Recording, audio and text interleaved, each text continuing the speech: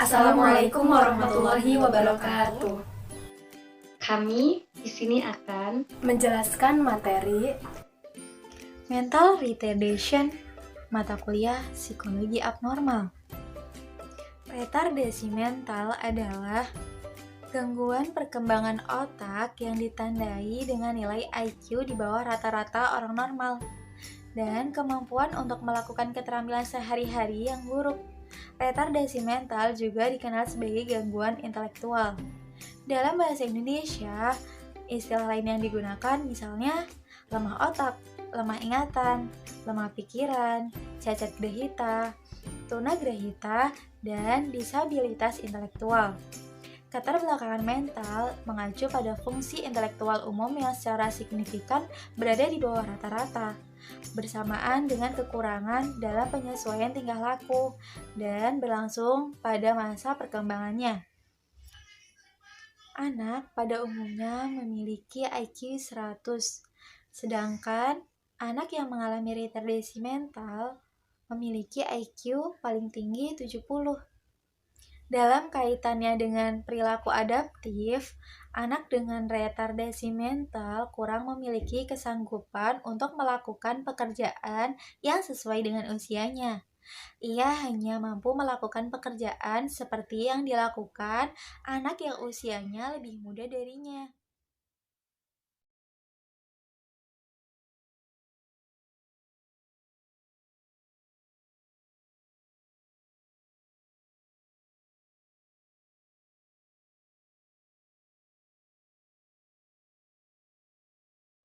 ciri-ciri mental retardation. Yang pertama yaitu yang bisa dilihat secara langsung. Ciri-cirinya yaitu orang yang memiliki IQ kurang dari 70. Yang kedua yaitu orang yang sulit untuk berkomunikasi, sulit untuk menjalin hubungan sosial, bahkan kemampuan akademisnya itu sangat rendah. Bahkan dia juga sulit untuk mengendalikan diri sendiri. Dan yang ketiga yaitu umur onset, yaitu timbulnya mental retardation pada usia 18 tahun, di mana mental retardation pada usia 18 tahun ini akan mempengaruhi perkembangan berikutnya. Yang kedua yaitu yang berdasarkan kemampuannya, di mana pada mental retardation ini dibagi menjadi 4 kategori. Yang pertama yaitu kategori ringan, berada pada tingkat IQ 50-70, di mana penderitanya tidak membutuhkan bantuan total, akan tetapi masih perlu dukungan untuk berpendidikan dan juga terus belajar. Yang kedua yaitu kategori sedang. Pada kategori sedang ini berada pada tingkat IQ 50-55, di mana penderitanya ini membutuhkan bantuan yang cukup karena penderita memiliki keterbatasan berbicara. Yang ketiga yaitu kategori berat yang memiliki tingkat IQ 30-45, di mana penderita membutuhkan bantuan khusus dan total seperti mandi, berpakaian, makan, minum, dan lain-lain. Yang keempat yaitu kategori sangat berat, berada pada tingkat IQ 20-25, di mana penderitanya ini memiliki keterbatasan komunikasi. Penderita ini tidak bisa menggunakan bicara sebagai alat komunikasi, bahkan penderita tidak bisa menggunakan bahasa isyarat sebagai alat komunikasi. Dan biasanya penderita mental retardation pada tingkat ini, angka harapan untuk hidupnya itu sangatlah kecil.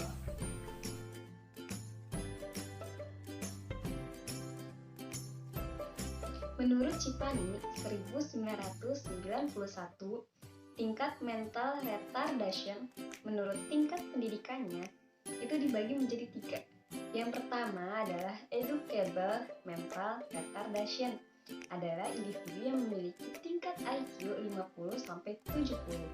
Yang kedua adalah trainable mental retardation, yaitu individu yang memiliki tingkat IQ 30-50. Yang ketiga adalah server mental retardation, adalah individu yang memiliki tingkat IQ kurang dari 30. Bentuk-bentuk mental retardation. Yang pertama, ada alcohol syndrome. Alcohol syndrome adalah mental retardation yang disebabkan oleh obat-obatan atau bahan kimia seperti fenilalanin.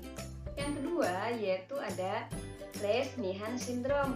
Lesnihan Syndrome adalah mental retardation yang disebabkan oleh cerebral palsy.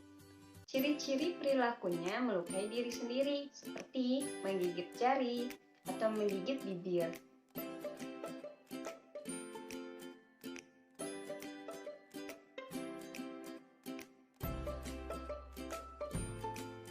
Yang ketiga yaitu Down syndrome. Down syndrome adalah mental retardation akibat adanya abnormalitas kromosom 21 yang memberikan penampilan fisik yang khas seperti wajah mongoloid.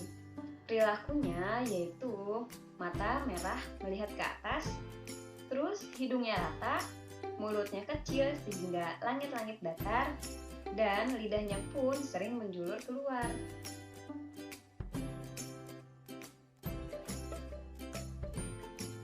Yang keempat yaitu Fragile X syndrome. Fragile X syndrome adalah mental retardation akibat penyimpangan atau cacat kromosom X yang menyebabkan permasalahan kemasan belajar, hiperaktif, dan menghindari tatap mata.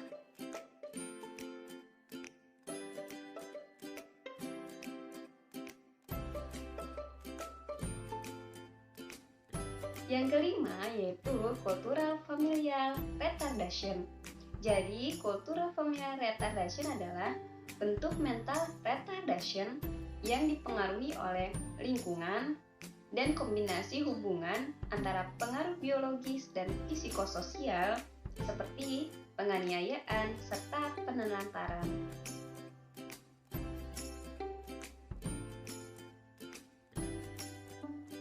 Faktor-faktor penyebab mental retardation. Yang pertama adalah trauma sebelum atau sesudah. Jadi, faktor perkembangan dan pertumbuhan manusia itu sangat berkaitan dengan yang namanya prenatal, perinatal, dan postnatal. Prenatal itu disebabkan oleh pengaruh. Yang pertama ada alkohol, obat-obatan, terus ada namanya rokok, dan lain-lain. Nah, yang kedua yaitu ada yang namanya perinatal. Penyebab dari perinatal yaitu kesulitan kelahiran atau kekurangan oksigen pada saat kelahiran. Yang ketiga itu ada namanya postnatal. Postnatal itu disebabkan oleh infeksi virus atau cacat pada otak serta luka pada otak. Yang kedua adalah infeksi bawaan, yaitu salah satu faktor penyebab mental retardation adalah rubella congenitalis, HIV, dan meningitis, dan lain-lain. Yang ketiga yaitu kelainan genetik. Jadi, faktor-faktor penyebab mental retardation adalah sindrom Reye, dehidrasi hipenatremik, dan diabetes mellitus.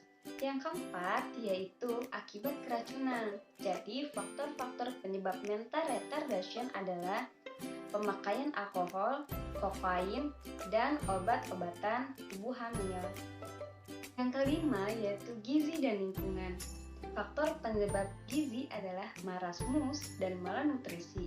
Sedangkan faktor penyebab lingkungan adalah kemiskinan, deprivasi sosial, dan keadaan rumah yang tidak memperdulikan anak. Selain itu, penyebab mental retardation dibagi menjadi dua. Yang pertama yaitu mental retardation primer yang dipengaruhi oleh keadaan faktor keturunan serta genetik dan tidak diketahui secara simpleks. Yang kedua yaitu ada mental retardation sekunder yang dipengaruhi oleh faktor luar dan mempengaruhi otak pada masa perinatal, prenatal, dan postnatal seperti infeksi, roda paksa, gangguan metabolisme, gangguan otak, serta gangguan jiwa berat. Cara penanganan mental retardation. Yang pertama, penanganan behavioral. Penanganan gangguan mental ini pertama kalinya diintroduksikan pada tahun 1960 yang menekankan pada pengajaran keterampilan melalui inovasi perilaku seperti mandi, berpakaian, dan buang air. Yang kedua, latihan komunikasi. Latihan komunikasi sangat penting bagi penderita mental retardation. Langkah awal yang perlu diketahui adalah bagaimana memberikan rasa puas dari berbagai aktivitasnya. Yang ketiga, support employment merupakan salah satu metode yang mengajak penderita agar dapat berpartisipasi dalam dunianya secara memuaskan dan berkompetisi.